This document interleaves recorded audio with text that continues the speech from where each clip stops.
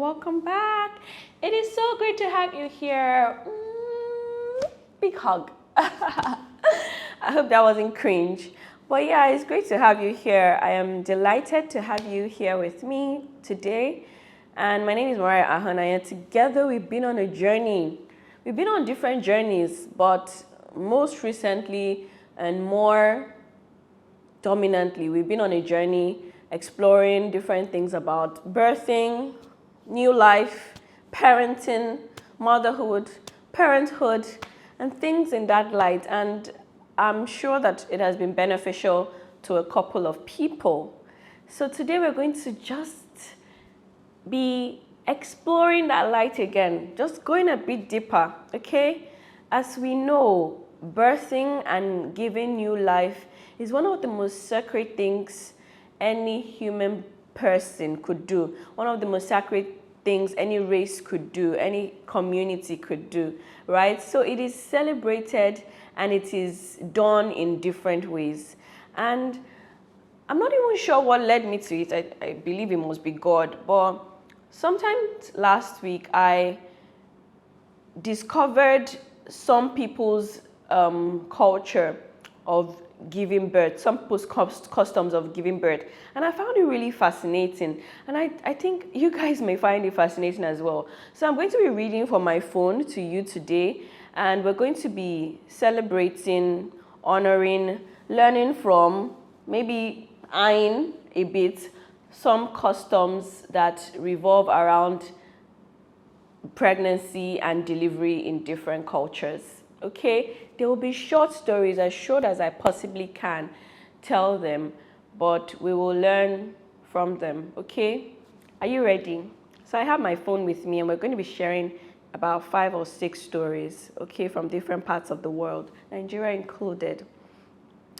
And the first story here is from a set of people called the Kong San people. So this set of people, the Kong San people, were actually people that made me really fascinated, because when I was doing some research on breastfeeding last week, I stumbled on them.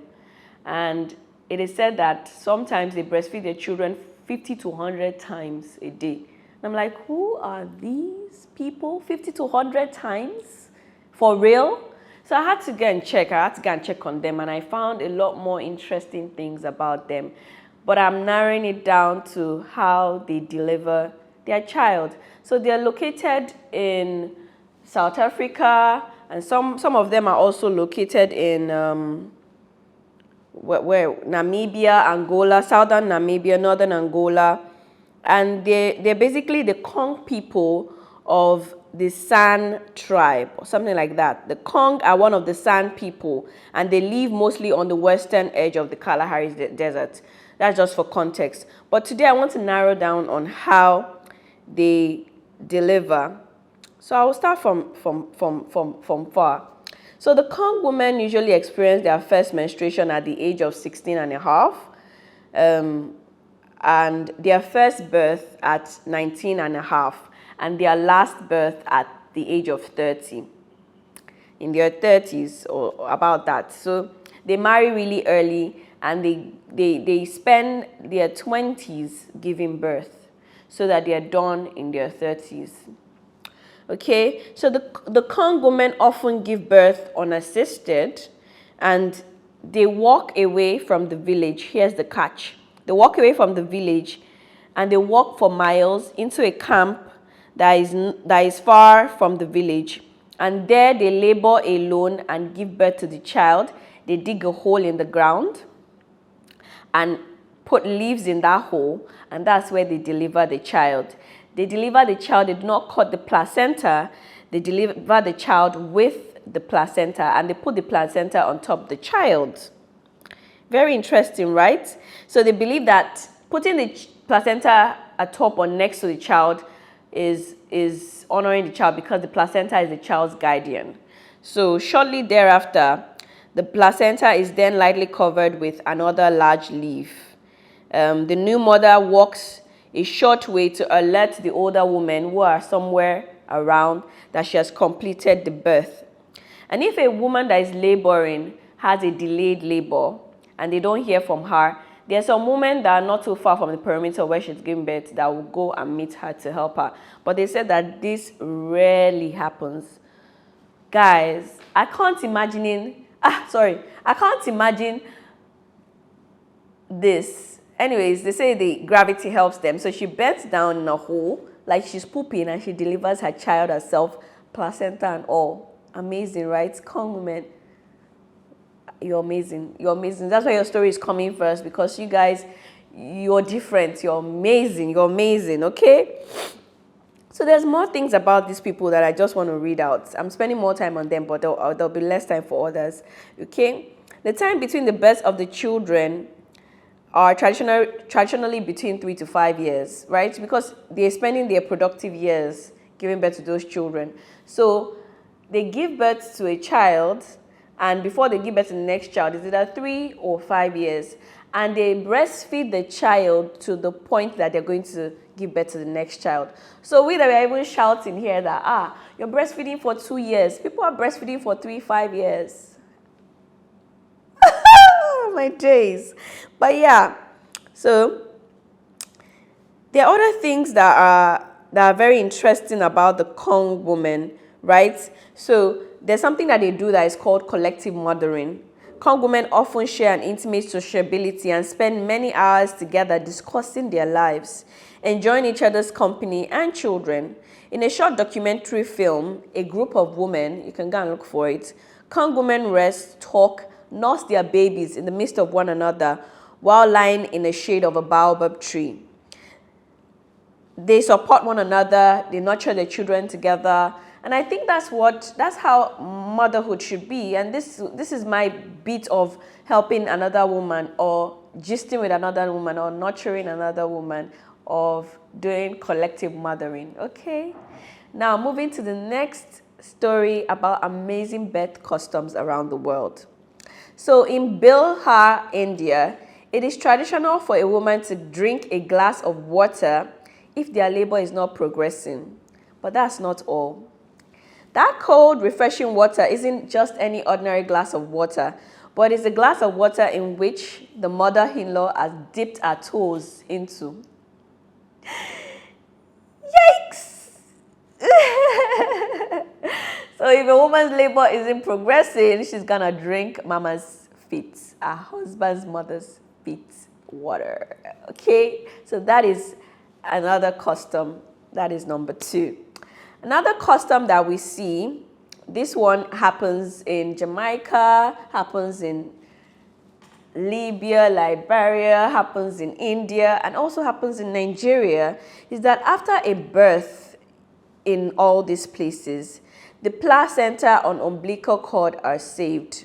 A special location is picked out for these to bury them or to plant them. Friends and relatives bring a tree or a seed of a tree, which marks the burial spot. And then the young tree will be used to teach the child about responsibility, or the importance of responsibility. As the child grows older, he takes charge of that tree. I think that's a very beautiful culture. We don't go that deep here in Nigeria. In Nigeria, Asian postpartum tradition centers around burying the placenta in most cultures here in Nigeria. The Yorubas do it, the Igbos do it. I'm not sure how the Hausas do theirs, but I couldn't really find stuff on it online.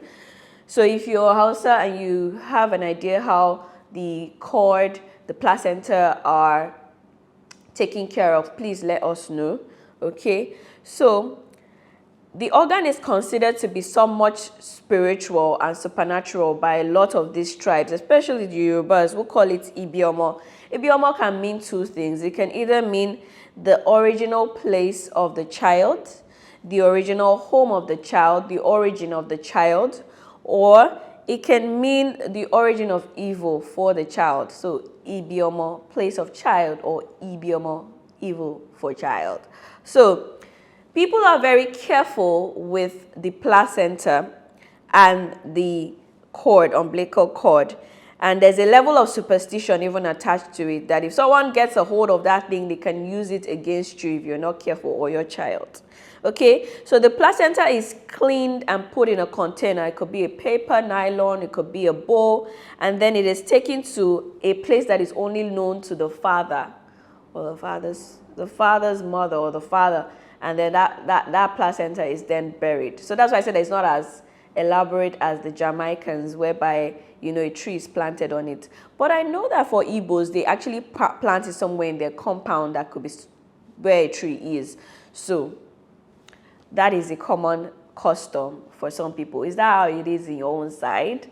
Another custom in Japan, this is the fourth custom now, is that childbirth is believed to be natural and beautiful, and it doesn't end once the baby comes into the world. So for 3 weeks at least after childbirth, it is traditional for the new mother to recover in her parents' home, staying in bed, doing nothing but healing, recuperating, and breastfeeding her child. The other household members, or the other family members, are expected to help out with chores as she bonds with her baby and as she heals. I think that is a beautiful culture. I appreciate it a lot. I think it is also full of understanding. We have a bit of that here, where the mother comes to help but she comes to the home of the child, or the mother-in-law comes to the home of the child, and it is called omugwo. And in Nigeria, the mother, or if the mother is late, the auntie, if the auntie is late, a sibling is helping the mother recuperate. I had my mother-in-law come. It was good, but I still feel that it should be the family of the woman taking care of the woman postpartum. That's just my personal belief. Okay, so another tradition in another part of the world, this one is funny. The Kanash people in Pakistan believe that laboring women are unclean. So because of this, mothers-to-be are expected to leave their homes a few days or a few weeks before their baby is due. She moves to a hut known as Bashleni, which is decorated in paintings of animals. At least that is beautiful. But only menstruating women are allowed to visit the Bashleni and assist during the birth. That is the Kanash people for you in Pakistan. So also in Pakistan are other Islamic republics. And then a common practice in these places is something called the Akika. Akika happens where a baby's naming takes place on the 7th, 14th, or 21st day after the baby is born. And during this naming, or after this naming, the infant's head is completely shaved off and an animal sacrifice is offered on his or her behalf. I've seen things like this happen in Islamic Yoruba homes. It happened with my dad is currently Muslim. I even have a Muslim name. Some of you know it. Who knows my Muslim name? You can put it down below. Yeah. So on my naming, on my sister's naming, those ones, at least my sister's naming, I was aware of. We had a party. An animal was killed, you know, but not the shaving of the head. So I know that some of this, and it was the 7th day or so. Some of these customs are similar in different parts of the world, especially not just for races or tribes, but also for religions. You guys get the categorization, okay?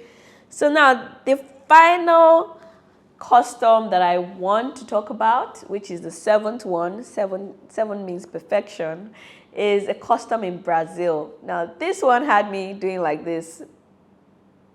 Yeah, but anyways, so while it is customary in a lot of places across the globe to bring gifts to the mother that has just delivered, or to bring gifts to the child, anybody who visits the mother postpartum in Brazil, in some parts of Brazil, receives a gift from the family. And that is their custom. And it's not just the family that is gifting, it's the mother that is gifting people gifts for coming to visit. And that kind of thing, I could just say, make you stay in your house. Don't come close. Just stay far till after the postpartum, 3 months, 6 months. Don't even come, because we're spending enough money already. I cannot come and start giving you gifts. But I think it's still a beautiful custom and it's different and I appreciate it. Hope you guys enjoyed today's stories. What were your most favorite ones? Which one made you roll your eyes, or which one made you be like, oh wow, that's something new, or which one just tugged at your heart? Share with me in the comments below. Remember, you're blessed, you're wonderful, you're beautiful, you're doing this. If you're a new mom or a new dad, you're doing it beautifully well. You had the best mom your child can have, you're the best dad your child can have, and God will give you strength to surmount the phases of parenting and new life. God bless you. Remember to like, to subscribe, to share. I usually forget to say these things, but I really need you guys. I need it. I need you to like, so that more people can see it. I need you to subscribe so that one of these days I can start making money from this channel. But yeah, please help me. Help me help you. And it's also encouraging to see your number grow. So thank you so much. I'll see you next week. I love you so much. Have a beautiful, beautiful rest of the week.